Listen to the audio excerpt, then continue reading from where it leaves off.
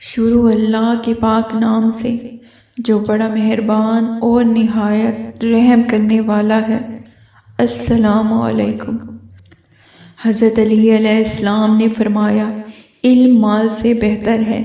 علم انسان کی حفاظت کرتا ہے، جبکہ مال کی حفاظت انسان کو کرنی پڑتی ہے۔ مال خرچ کرنے سے کم ہو جاتا ہے، جبکہ علم خرچ کرنے سے بڑھتا ہے۔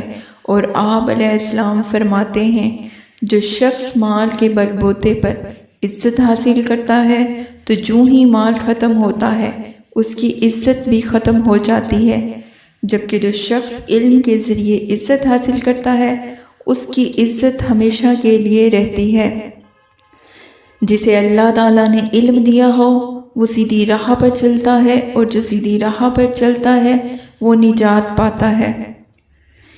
علم اور عمل دونوں ساتھ ساتھ ہیں، پس جسے علم حاصل ہو وہ عمل کرے۔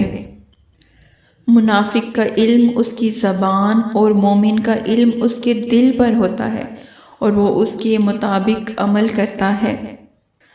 قرآن کا علم حاصل کرو کہ وہ بہترین کلام ہے، اور اس میں غور و فکر کرو کہ یہ دلوں کی بہار ہے۔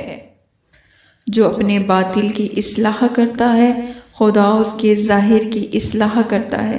جو اپنے دین کے لیے کام کرتا ہے خدا اس کی دنیا کے لیے کفایت کرتا ہے۔ جو اپنے اور خدا کے درمیان اصلاح کرتا ہے خدا اس کے اور لوگوں کے درمیان اصلاح کر دیتا ہے۔